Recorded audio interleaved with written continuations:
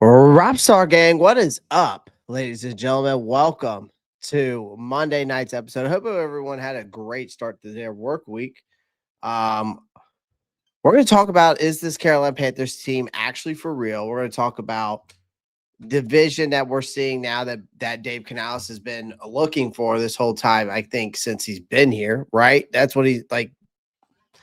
I think we're starting to really see the vision here of what Dave Canales wants out of his team. We're also going to dive into these next games, this next stretch of games that what I expect out of this team going forward. And then we're going to talk about some of the trade deadlines and some of the obviously the headlines that have been going around this league already. I mean, we already seen Jalen Phillips getting traded for a third round pick, which is just crazy to me. I mean, for them to be able to get Jalen Phillips from Miami that cheap, the Eagles. It's like every single year, though, man. Like this time of year comes around, and the Eagles are just like, and I think I tweeted it out earlier today. It's just like, it's like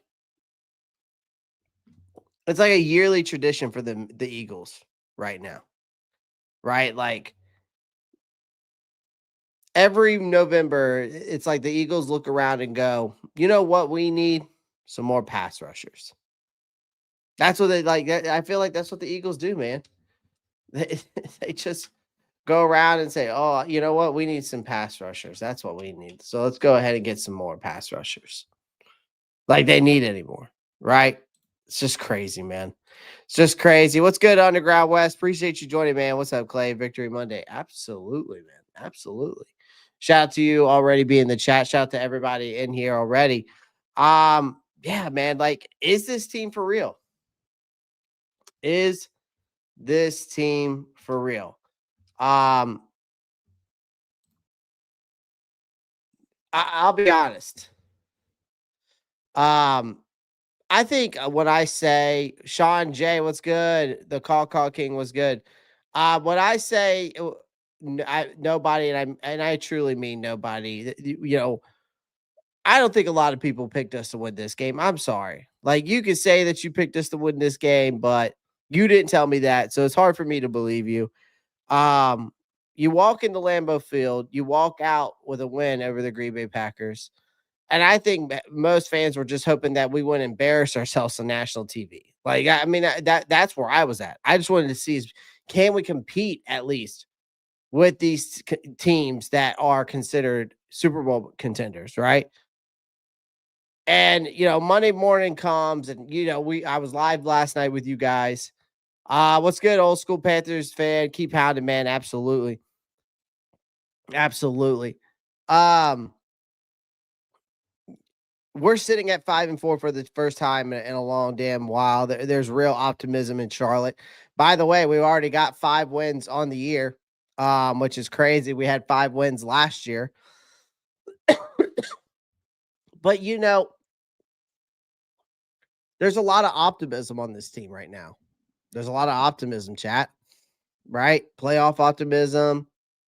For the most of the Sunday's game, it felt like one of those funny, chaotic afternoons where Carolina could hang around, play spoiler for a while, then fizzle out in the fourth quarter. Maybe you would think that. But the Panthers were nursing a razor thin 1-point lead deep into that third.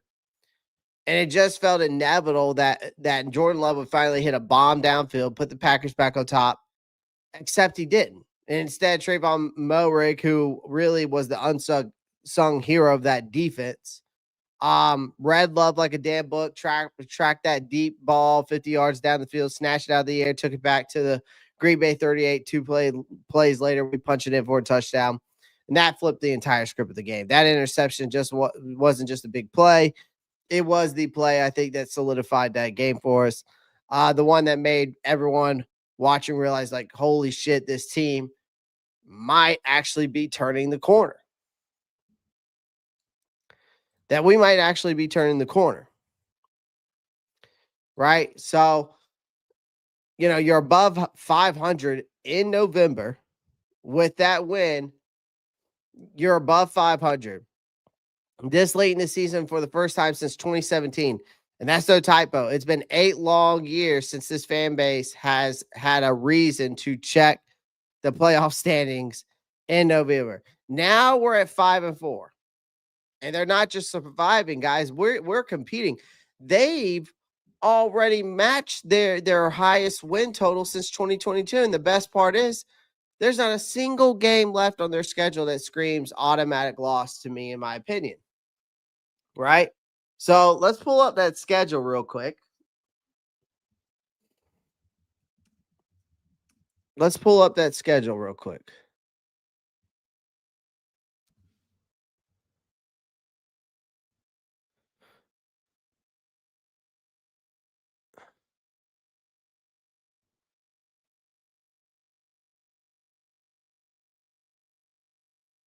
Let's pull up that schedule real quick.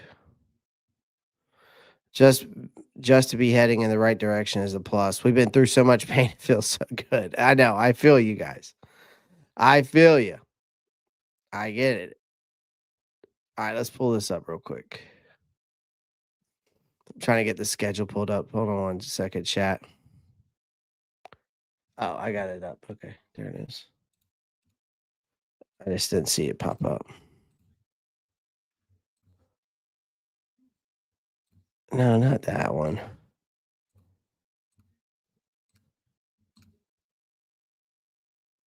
There we go. Okay. So you look at the rest of this schedule. You look at the rest of the Panthers schedule, right? So you got the Saints. You're at the home against the Saints this week. You're at the Falcons. You're at the 49ers. You're at you're home against the Rams.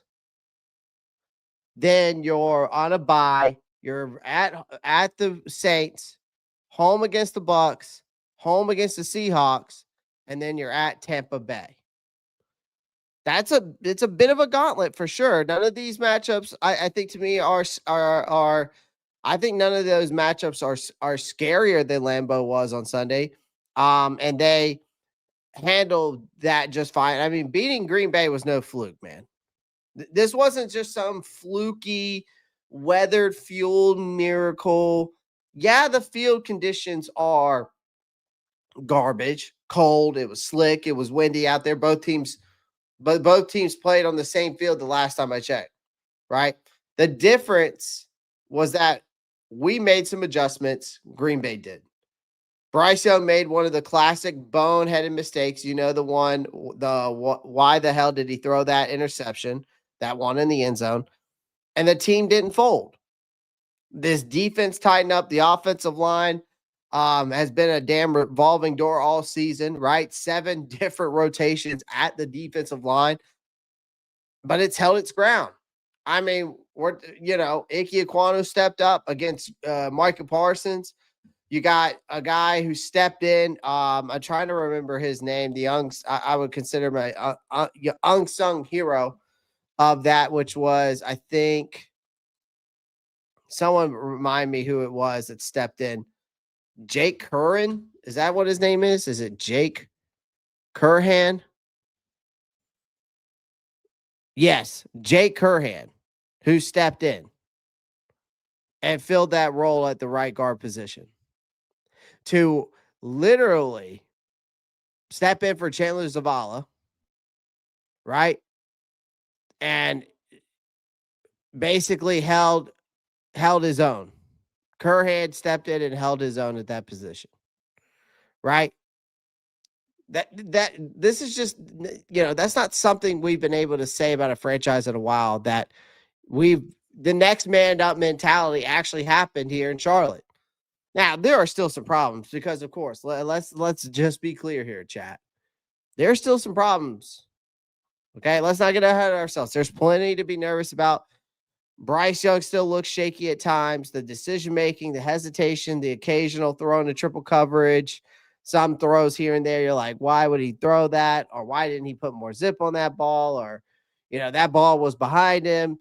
You know, there's just those. There's just those. Okay, there's just those throws. All right. Hold on 1 second, chat. I gotta get some water.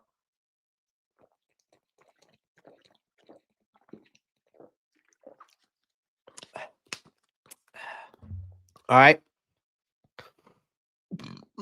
But this offense, this offense right now lives and dies with Rico Dowdle right now.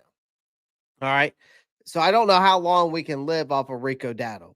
Okay. We can't continue to, he's already taken some hits. He's already, what's good, Trizzy?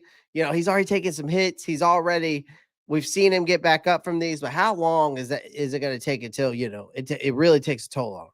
Right. I can't wait for the roundtable this week. Make sure you make them put some respect on your name, especially Berto. I will, Sean J.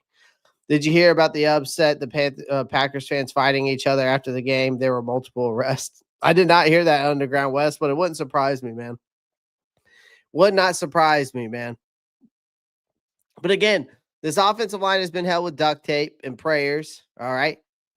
And again, this offense lives and dies by Rico Dowdle.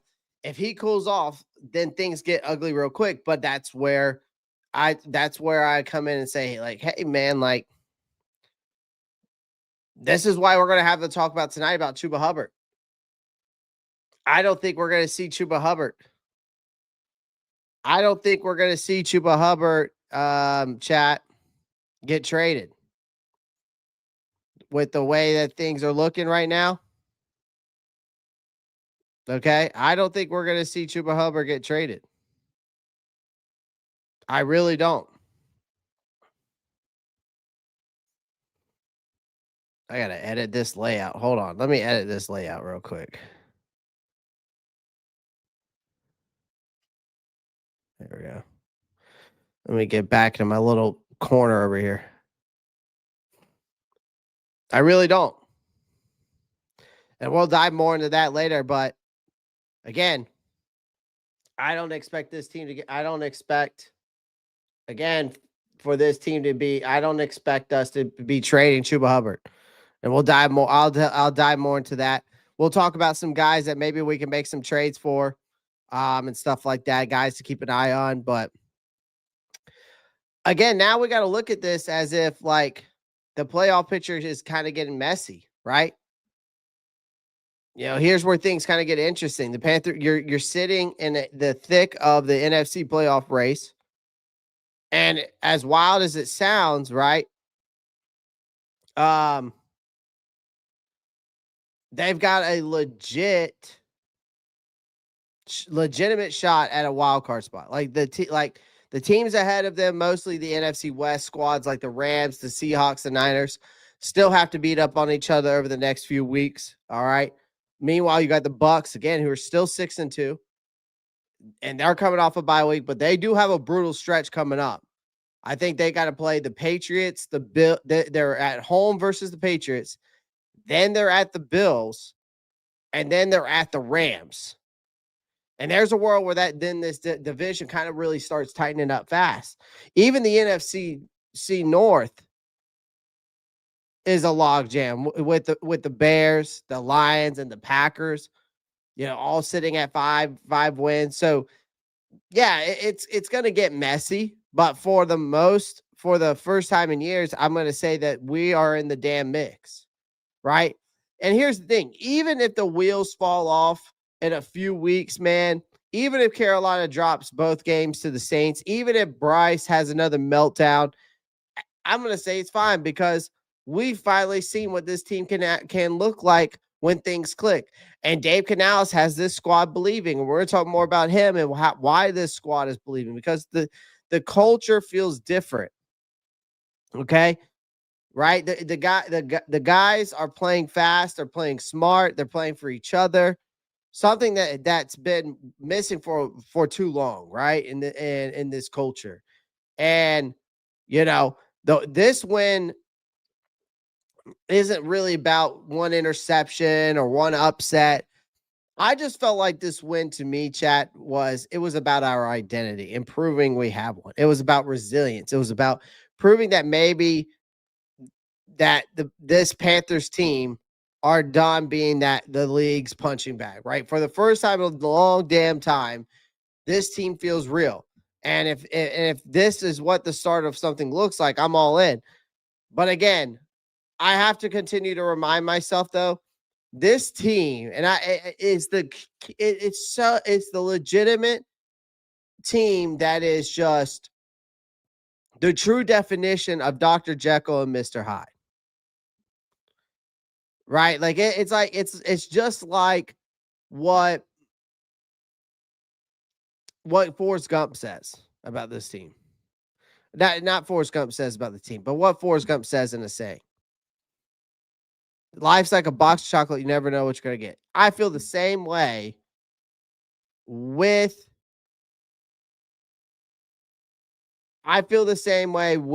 this team. Because right now we've seen it. This team either wins by 7 points or 3 to 7 points, 1 point. Basically, they win in close margins or they get blown out. Or they it starts out 17-0, 21-0, and then they're clawing their way back. Right? It's just that's where we are. But again, we're winning. And again, it's just like Derek Brown said not too long ago, or said after the one game that I think it was yesterday's game. He says it doesn't matter how we win, we get this. He says we get the fucking job done.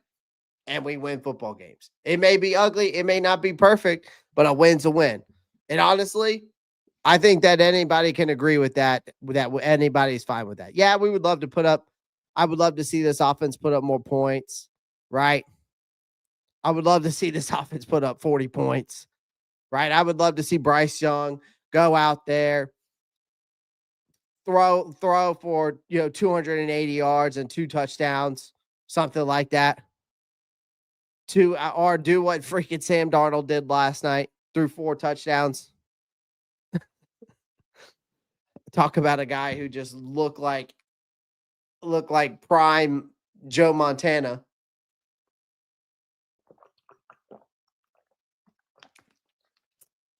But right now, I'll take what I can get because we've been in 8 years of just misery. And I'm not going to be like over. I guess I said I'm not going to be greedy. I guess that's the best way I can say it. Shout out to everyone in the chat, wherever you may be watching. If you're on X, make sure you drop a follow. I greatly appreciate it. If you're on YouTube, make sure you like, subscribe. I would greatly appreciate it. Share the live out to your friends, your family, your cousins, your grandmother, your third cousin, anybody who's a Panthers fan. Share the live out. I greatly appreciate it. Definitely helps out the channel tremendously. But let's break down this rest of the schedule, right? Let's break down the rest of this schedule. So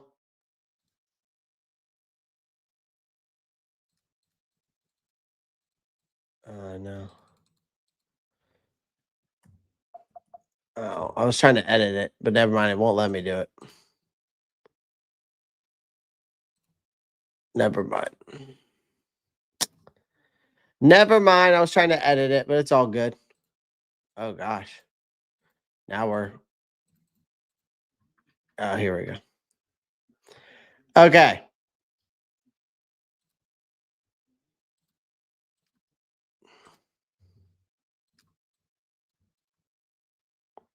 All right, let's break down the rest of the schedule. Okay. So, no W's time 2. Atlanta's a win. San Francisco's 50-50. Rams a loss. Okay. Clay, are you streaming the trade deadline? What do you mean? Like tomorrow, I would not be able to stream the trade deadline as much as I would love to. As much as I would love to stream the trade deadline. Stop sharing this. Hold on.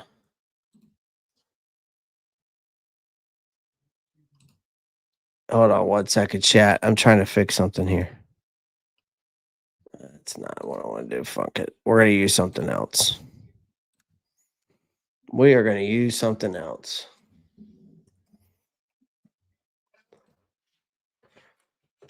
Bitches ain't shit but hoes and trucks. Lick on the nuts and salt. Okay. Let me share this screen instead. I won't be able to. Unfortunately, I'll be working. That's the only thing that sucks, man. I wish I could be streaming full time, man. I really do. I really do. I wish I could be streaming full time for you guys. Because trust me, I would. All right, we look at the rest of the schedule. In my opinion, there's no such thing as an ugly win because that's all that matters at the end of the day. Yep. Every win is the Super Bowl for us. We deserve to go crazy every win. Tampa Bay split Seahawks now. If you look at our sideline, guys are brought in, they pull for each other and look more focused. I've seen it in a while. True. I love the no quit attitude this team shows this season. Absolutely. All right, so we look at the rest of this schedule, man. You can really, this team can really push, make a huge push looking at the rest of the schedule. Right? I'm going to say this. New Orleans is definitely winnable. I'm going to say this against New Orleans this Sunday. We do not need to go in there underestimating this team. All right. This is not a prove it game for us. Okay. The last game was a prove it game for us. Okay. But this is a division matchup. You got a home crowd, so that's good. The momentum rolling. The Saints are beatable. Okay. They've been up and down all year. Inconsistent on offense, and their defense isn't the immovable wall it used to be. And if Carolina continues to play this with the same way they've been playing, continues to play with the same energy they had in Green Bay, pounding the rock with Rico, playing disciplined defense, keeping Bryce Young clean, they'll win this game. But if the Hyde that I keep talking about of this team, the Mr. Hyde shows up with penalties, the missed tackles, the turnovers, that's when this team does bad things. I'm definitely going to give us the edge on that one. If it's one of those wins, win ugly if you have to. But again, they're gonna. I think they'll do okay against. I think they'll do okay. I'm not saying that. All right, we need to beat the brakes off the eights and make a statement. I would love that. I'm not gonna hold my breath to it. I would love that, but if we're being realistic, we've seen this, what this offense has given us right now. All right, I want us to go out there and beat the brakes off an in division rival. I would love that, but I don't want to go in there and underestimate. I don't want to underestimate this team. Now we're at the Atlanta Falcons, and this is an Atlanta Falcons team that can't get out of its own way, man. I mean, they're 3-5 at this point. Atlanta, we beat them 30-0, right? But Atlanta always seems to have our number, especially when we're in Atlanta, because it's so loud, it's ugly, the weird things happen in that dome. This Falcons team is still scrappy. That they run the ball 35 times, which they should, because of Bijan Robinson. They try to grind the clock out. They make you play their slow, boring brand of football, which is kind of what we do, right? But the key for the Panthers again is I think it's the same thing we saw against them the first time. Stay patient. Don't force Bryce into throwing too much. Let the running backs do the work, right? I know that our special teams really helped us out in that game. But, trust your defense like we have been. Avoid the stupid mistakes. I think that I'll be honest with you. I think at Atlanta, it's more of a toss-up. If it was back at home, of course, I would say, you would give the edge to us. But, we got to stay disciplined. I think they could steal. I think this is one they could steal and maybe sweep the Falcons. But if they start slow and turn it over early, it could be one of those frustrating what could have been losses, right? But again, you're looking at this team right now, though, with this rest of the schedule. You can beat the Saints in Atlanta and San Francisco. And then you're looking at this team, you're 5-4, you're 8-4. And if you lose to the Rams, you're 8-5 going into the bye week. That would be huge. Going 8-5 in the bye week. I predicted this team to only have 8 wins this year.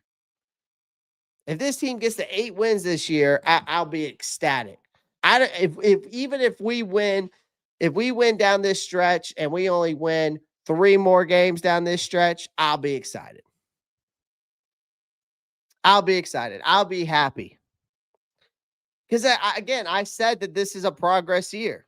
We've shown some progress from a team standpoint. We've shown some progress in this year.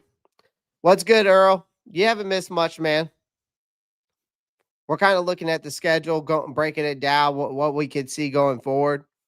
But, again, against San Francisco, again, this is still not an easy game. Like, even if the 49ers aren't firing on all cylinders, going into Levi's Stadium is no joke. Their defensive front are going to test us, even though they're out Nick Bosa for the year. They're out Fred Warner for the year, I think, as well. Robert Saleh is still a good defensive coordinator, and he'll have that defense ready, in my opinion. So, that defensive front will test every inch of Carolina's patchwork offensive line. Right now it's patchwork right now, this offensive line. Yeah, they stepped up against Green Bay. But again, I want to see we got to continue to keep this next man up mentality, keep that momentum going forward.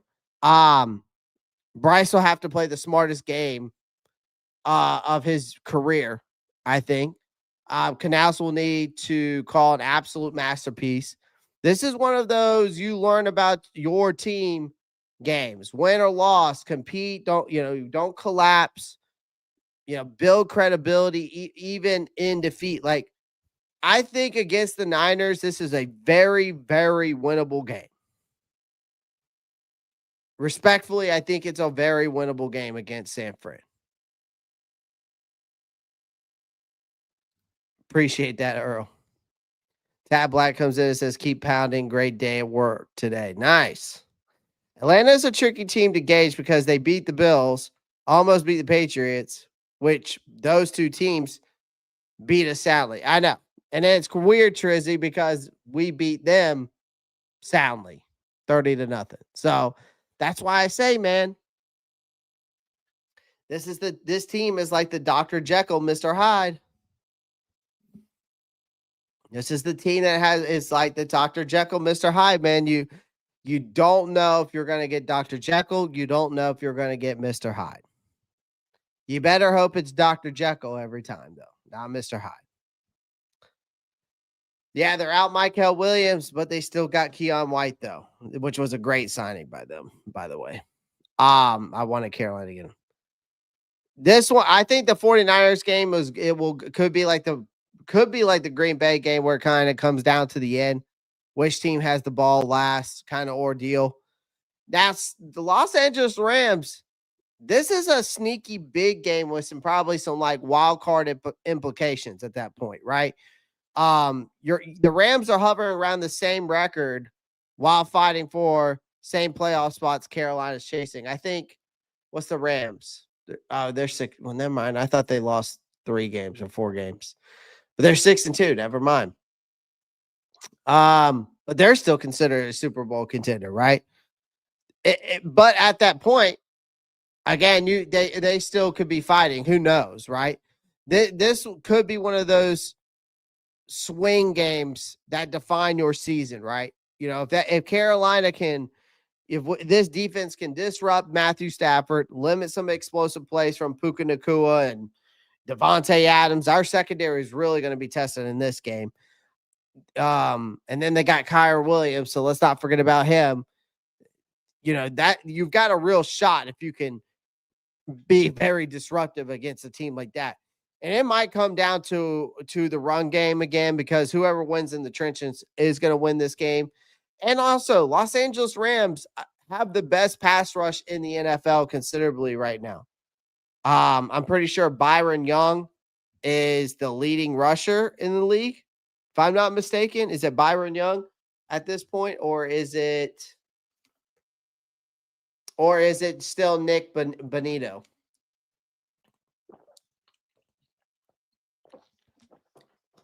It might still be Nick Bonito for the Broncos. But again, then after the Rams, you're at New Orleans. Okay. By now, this is where your playoff positioning could be taking shape. Like if Carolina drops the earlier matchup, let's say they lost, and I'm just saying hypothetical here.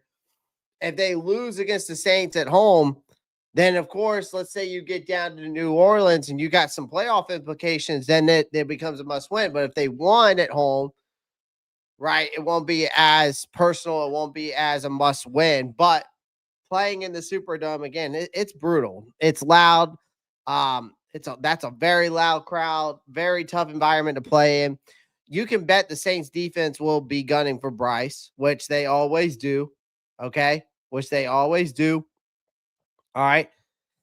But hey, if this version of the Panthers is as resilient as they looked against Green Bay, they can punch and punch. I mean, they can take a punch and then punch back.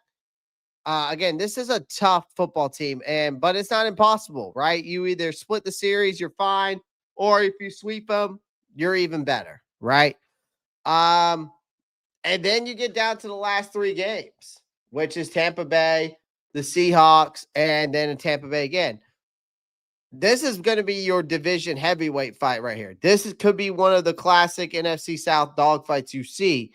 The Bucs have been solid, but they also but they're not invincible. Okay, our offense has their offense has cooled off there in Tampa. But if our defense keeps trending upward like they have been, they can absolutely hang with them. I expect this, against Tampa Bay to be physical. I expect it to actually be a low-scoring game. Then, of course, by that point, there's going to be full playoff implications, right? And, of course, you're going to need Bryce to take care of that football. Dowdle might need another 100-yard game to pull it out. I would say that's a coin flip game. I'm not going to say we're going to beat Tampa Bay, but I'm not going to say that we're not. I mean, the home crowd could just be the difference there, right? And being at home in that game. Here's the thing. I would love nothing more than to split the series with Tampa Bay. I would love nothing more to split the series with Tampa Bay. My aspirations now at this point, though, when we look at the rest of the schedule, I would say beat the Saints at home, beat Atlanta at Atlanta, beat San Fran at San Fran. You're going to lose at home against the Rams, sweep New Orleans, and then split the series with Tampa Bay. And then, honestly, the Seahawks game, win or lose, I could care less. And the reason why I say that is just because that right there, you basically at that point, if you do that, you're 8-5 by the bye week, you're 9-5 here, you're 10-5 here, and then you're 10-7 on the year, and you win 10 games. Again, I'm not going to be those greedy people that just says, you know what, we're going to win out. I'm not going to say that. I'm not going to say that. Baker has a vendetta against us. He does. He does. But also last year, ladies and gentlemen, that's one game I do want back because if Chuba Hubbard doesn't fumble that football, Carolina might win that game.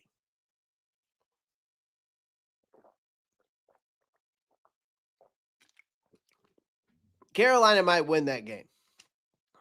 If he doesn't fumble that ball. I'm just saying.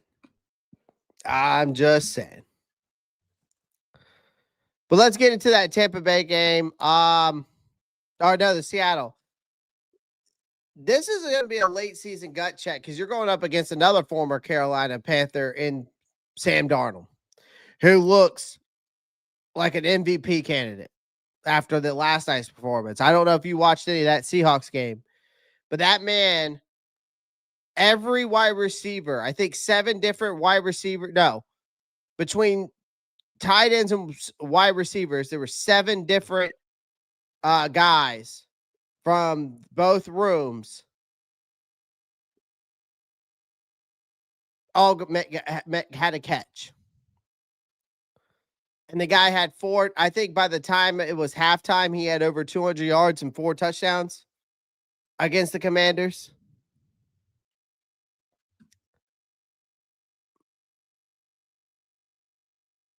The NFC West may be probably the best division in the NFL. It might be right now.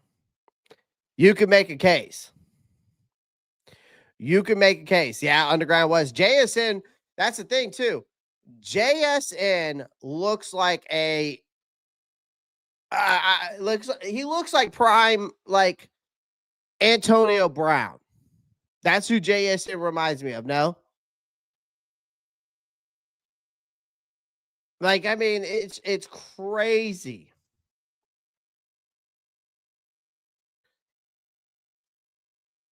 How good that kid is. It's crazy how good these guys coming out of Ohio State are, man. It's just crazy how good these guys are coming out of Ohio State, man.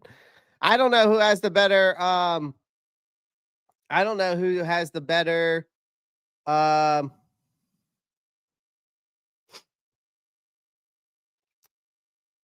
don't know between LSU or Ohio State who's got the better wide receivers. You know, I don't know. You can make a good case for it, though. That's for sure. That's a good argument to have. That's a fun debate. But again, Seattle's is just one of those teams, man. That they're a team that rarely beats themselves. That's for sure. That is one team that rarely beats themselves. And they'll test our composure, especially if we're still in that playoff hunt. Seahawks defensive front is no joke. Bryce will have to get the ball out quick. And at this point, this Panthers defense hopefully is continuing to grow at that point. Maybe our secondary gets better. They can make life miserable for Sam Darnold. If you get pressure on Sam Darnold, he'll fold like a cheap tent, right? But Seattle knows how to grind out wins in December. So I'll give the slight edge to Seattle. But if Carolina can somehow stay hot, they can absolutely take this game, in my opinion. And again, then it's Tampa Bay again. Everything can come down to, depending on where Carolina's at. This is a game that, this is like the final boss energy at the end of the year against Tampa Bay, right? Like everything could come down to this, right? If both teams are in the mix for a division or a wild card, this is going to feel like a playoff game. It's on the road. It's going to be late in the year. It'll test every bit of this team maturity. Now, if this team shows up with the same fight they had at Lambeau, they can pull it off. But if the turnover monster appears, or again, Mr. Hyde appears, or Rico Dowdle's run game vanishes, it could be heartbreak city. But again, I still think Tampa Bay is a winnable team, but they'll have to play a damn near perfect football. Again, we're talking about the Buccaneers, who are dealing with a lot of injuries. All right. Then at this point, they might get healthy, but they're going to be out Mike Evans for the year. We don't know what the update is on Chris Godwin yet, at least. We don't know what the update is with Chris Godwin. We don't know when he's coming back or if he's coming back. There's no update on him yet. My allergies are killing me.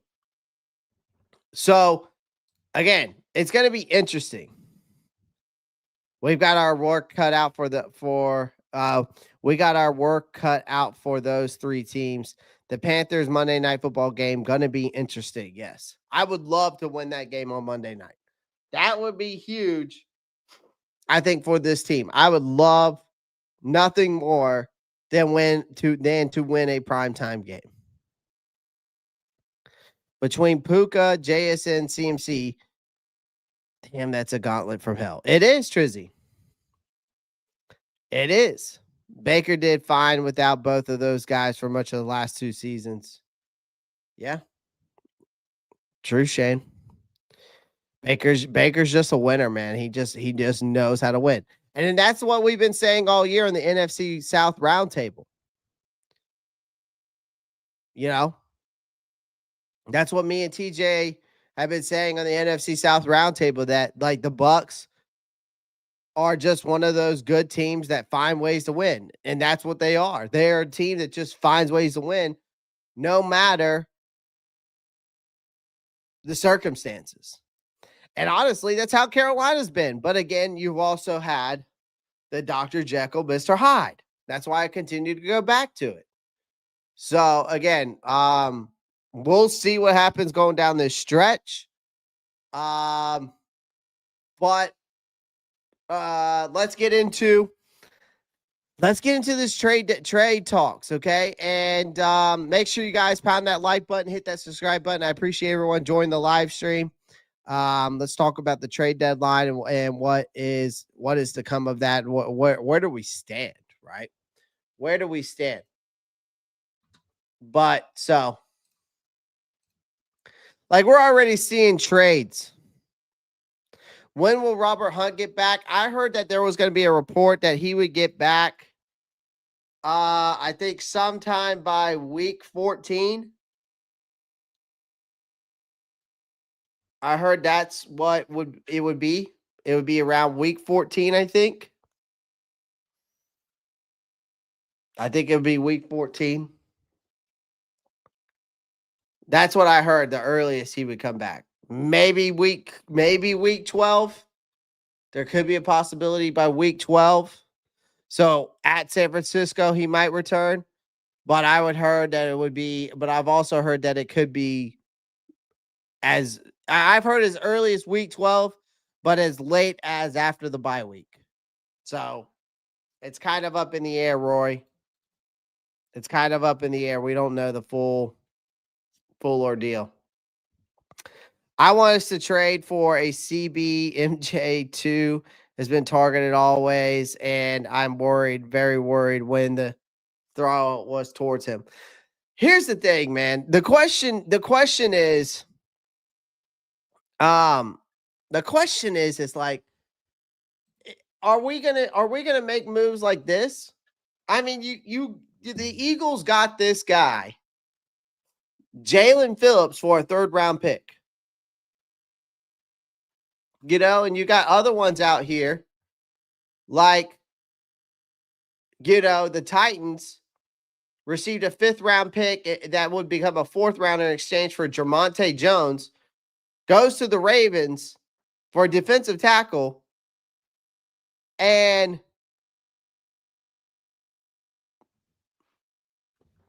they trade a 5th round that could become a 4th. So a conditional 5th. And this guy right here, Jermont Jones, in the last 4 games, he's had 4.5 sacks. Just to put that in perspective for you. Like, teams are selling, man. And here's the more crazy part about the financials on, like, the Jalen Phillips trade, right? The Dolphins converted $5.1255 million of his remaining base salary into a signing bonus, And the Eagles will pay Phillips $1.5 million salary for the rest of the season.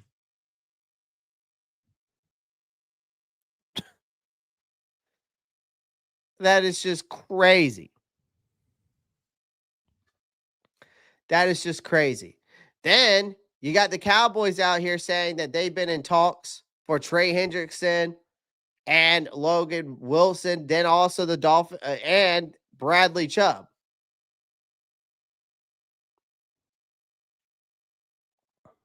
It's like the problem is Trey Hendrickson, you got Cincinnati out here who wants a first round pick for him. You've got Logan Wilson who wants to I don't know what they want for Logan Wilson. I don't know what he wants. Bradley Chubb, if you trade for him right now, you're paying him $20 million for like the next 2 seasons. I'm pretty sure.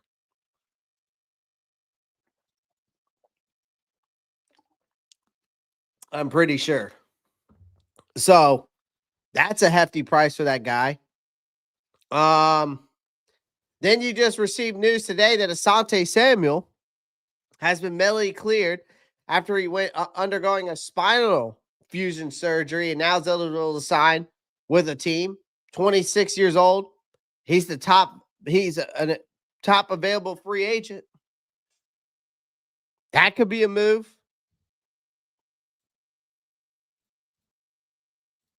I mean, that could be a move, chat. There's your CB2. You could take a chance on him, probably get him for a cheap deal.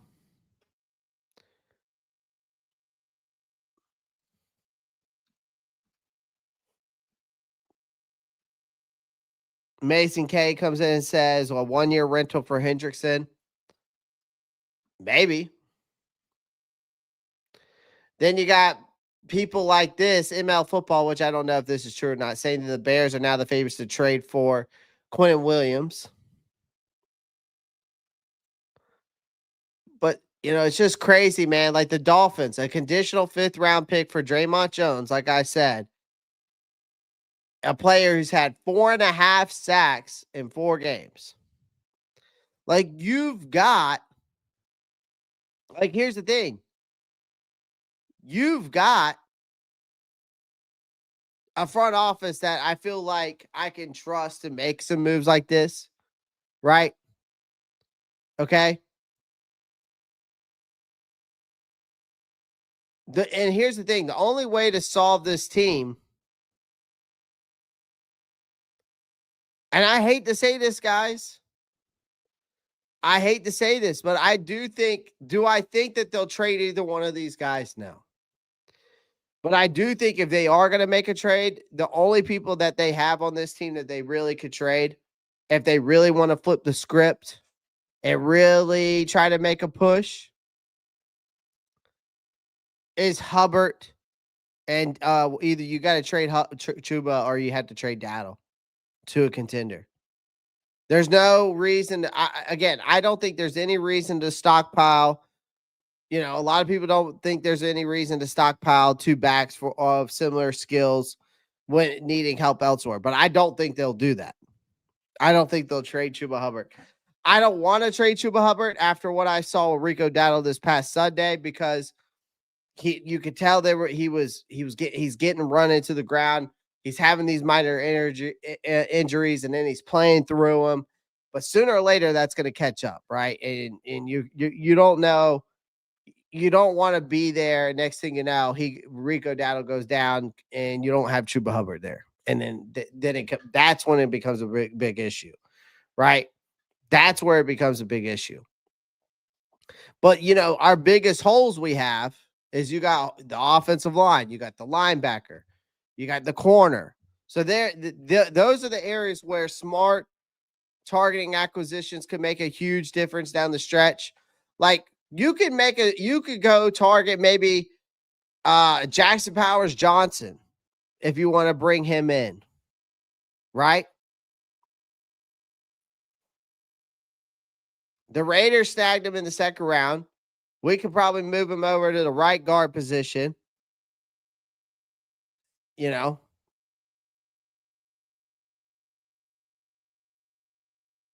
But the Raiders snagged him in the second round, and that's what they did. They moved him over to the right guard position. That's really not a role that role that doesn't fully play to his strengths. To his credit, Jackson Powers Johnson has been like team first. But anyone that knows this guy's talent and anything at all, again, I think that would be a great guy to bring in, right? Bringing in a guy like Jackson Powers Johnson would probably cost you like a 2026 fourth round pick or a veteran cornerback for a young, versatile, proven interior lineman. That's definitely a low risk, high reward type of situation, especially with the ongoing injuries on the offensive line, right? That's someone I would like take a look at. Okay.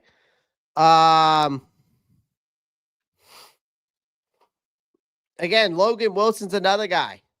If you want to make it, like, I would love to target Logan Wilson, man. Like, that's a guy, if you want to make an immediate impact at the linebacker position, I think getting a guy like Logan Wilson from the Bengals that's the type of player that could make a difference today. All right. He's a 6'2", 245 linebacker. He's already requested a trade. We signed, Christian Roseboom, which is crazy, had 15 tackles this past Sunday, which I feel like Trevor Wallace and him have really stepped up. We've seen them grow. But adding someone like Logan Wilson would instantly upgrade the depth and the leadership and the on-field experience in this linebacker room. He's got 2 years left on that contract without a clause in 2026. So it's not like we would have to commit to him for a long term, right? Wilson is exactly the kind of plug and play veteran that could help balance this defense while maintaining the team's youthful upside. I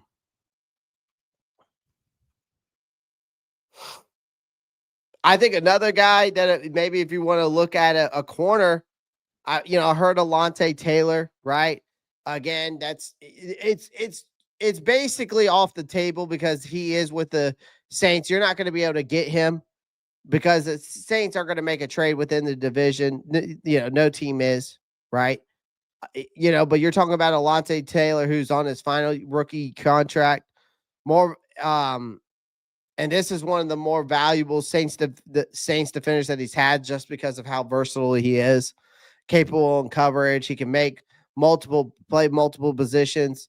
Would get Gio Evero more flexibility with coverage shells and pressure packages, but trade for, Taylor would probably be affordable, as the Saints would likely want to cash in before having to commit to a big contract extension with him. But he's the kind of piece that would instantly upgrade the secondary, right? So again, Alontae Taylor would be a guy that maybe I would look into. Let's pull up PFF. I think another thing is like, you look at these guys like, so Jackson Powers Johnson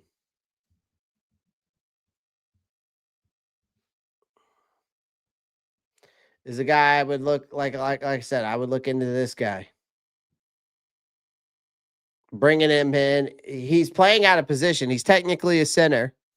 We all know that coming out of Oregon. Was a stud at Oregon at center. I wanted Carolina to draft him.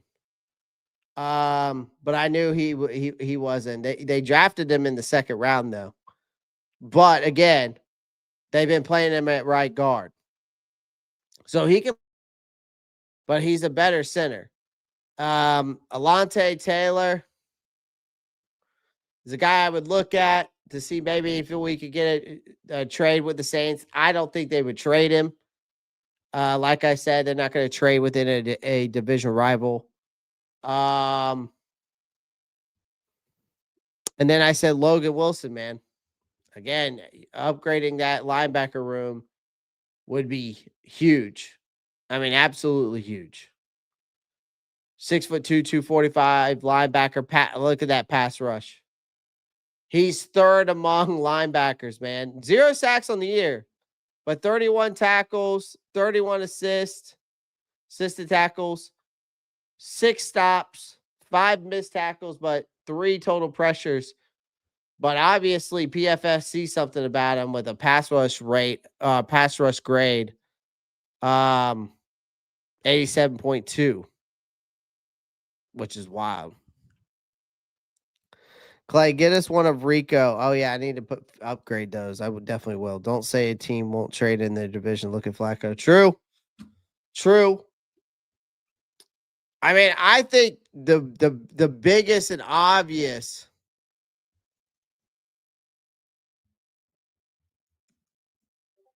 I think the obvious one for Carolina would to be looking to Kayvon Thibodeau. I think Carolina needs to look on Kayvon Thibodeau. I do, man. I do. I would look at trying to get Kayvon Thibodeau, dude. If you really want to get bold with it, if you really want this team to get bold with it down the stretch, I would look at trying to get Kayvon Thibodeau. I mean, they just traded the Eagles just traded a 3rd round pick for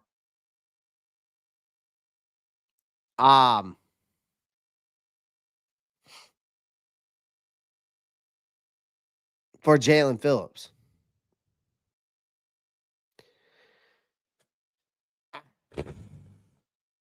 Heels rule. What's good, man?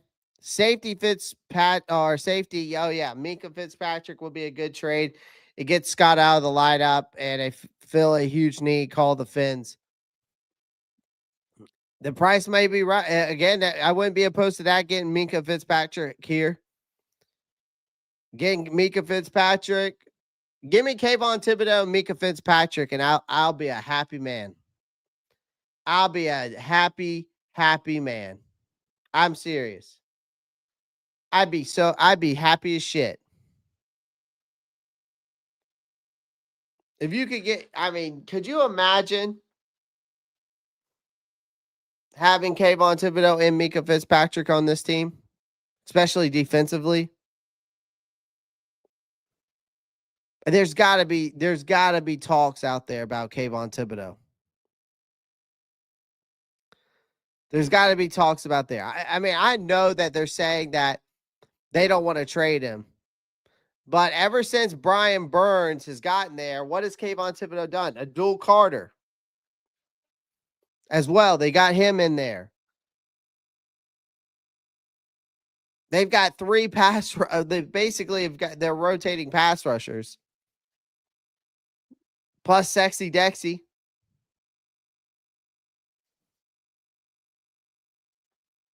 I don't know. I don't think I don't know. The Giants say that he's off limits, but I think everybody's got a price. Do you think we could get him for a 3rd? As in Kayvon Thibodeau or Minka Fitzpatrick?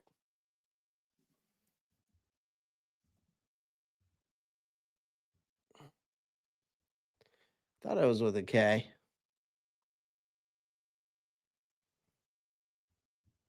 Andrew Wiley is supposed to be up. What did they trade him for, though? Well, Minka, what did the Steelers give up to get? What was the trade that the Steelers did to trade him back there, though?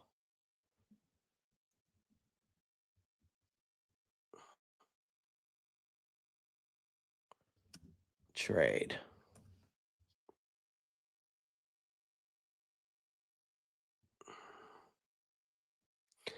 Do I think it's a 3rd round pick?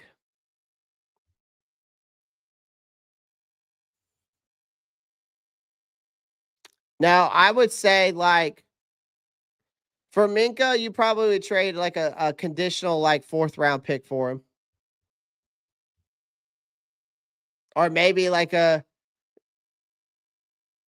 you probably could do something like you give them a 3rd round pick. They would give us like a 3rd round pick, Minkah Fitzpatrick, and then we would give them like a 2nd and a 5th, something like that. Or you could give them a conditional 3rd round pick. Or you could give them like a conditional 3rd round pick and maybe a wide receiver or something like that for Fitzpatrick. I would probably say a conditional 3rd round pick. Maybe you could get away with a 4th.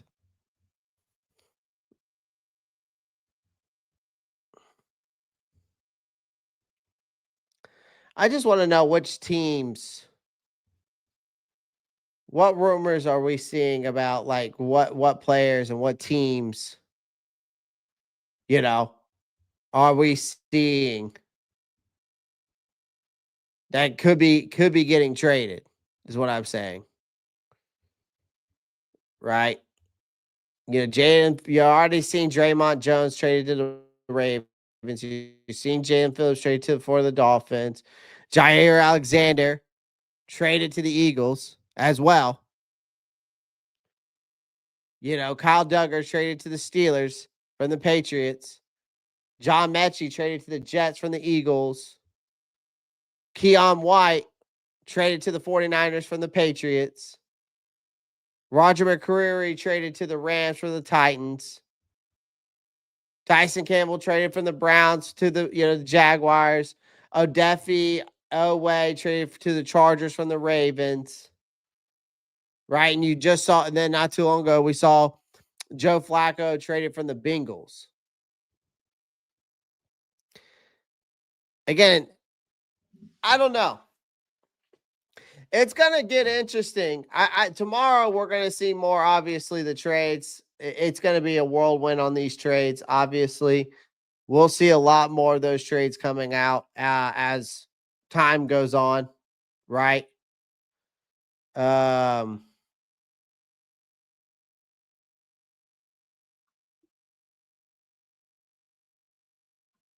So tomorrow we'll see. Tomorrow we'll see more of the trades come out tomorrow.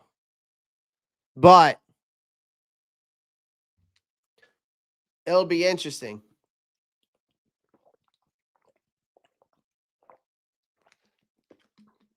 Because there's 3 players I'm targeting. I'm targeting Minkah Fitzpatrick, Kayvon Thibodeau, Logan Wilson. I'm probably also targeting some offensive linemen, so Jackson Power-Johnson. I'd probably also be targeting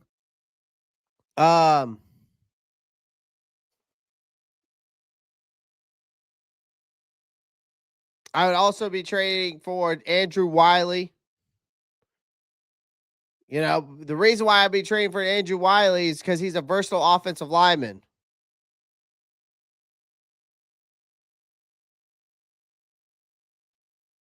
All right.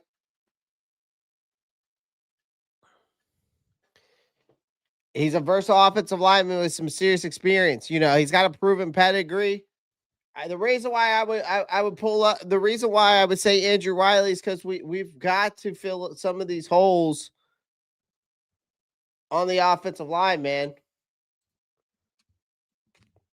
I'm gonna pull him up real quick.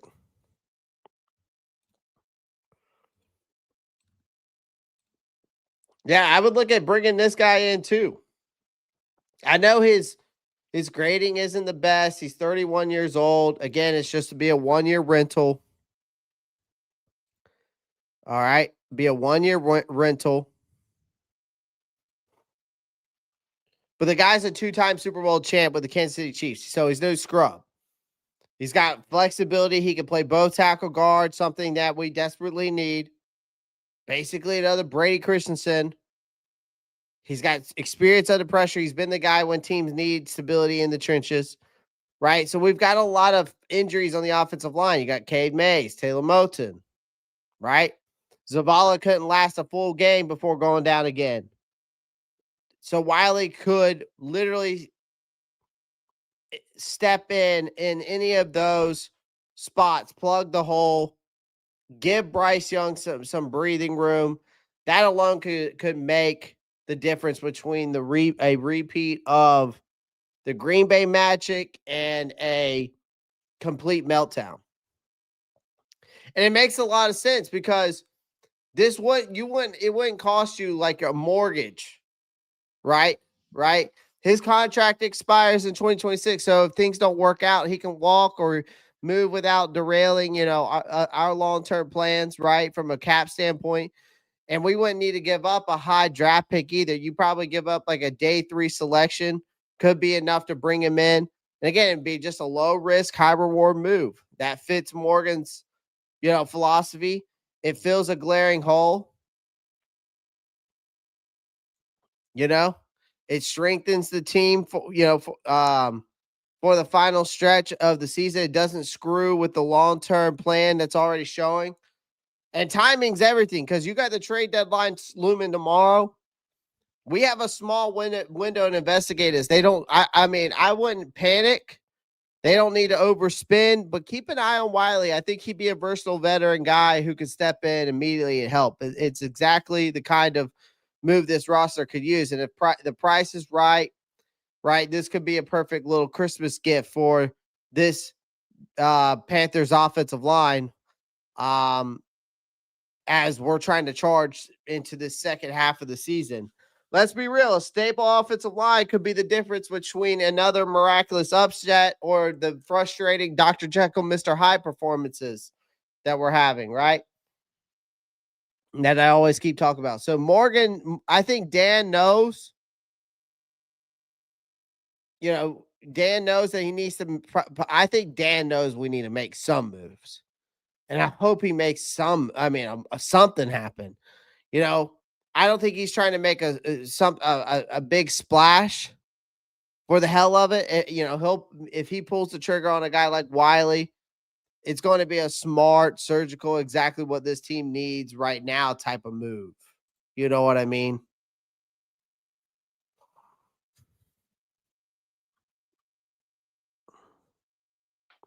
But I would say this guy, Logan Wilson, Kayvon Thibodeau, and hell, since we just found out that Asante Samuel Jr. is medically cleared, let's go look at how much he would cost.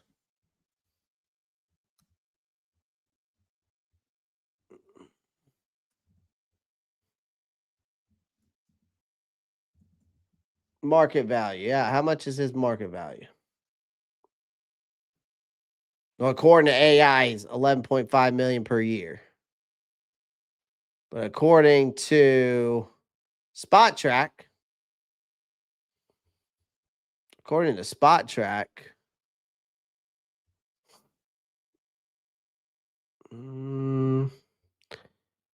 but what's his market value? Trying to see his market value. Career earnings, yeah. Transactions, okay, statistics.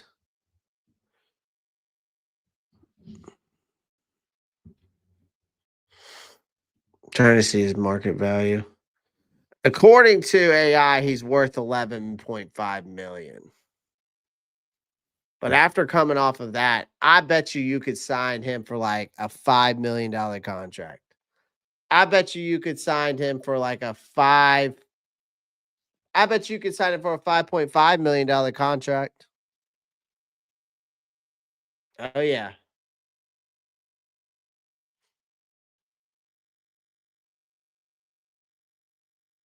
You give him a 1 year prove it deal kind of ordeal.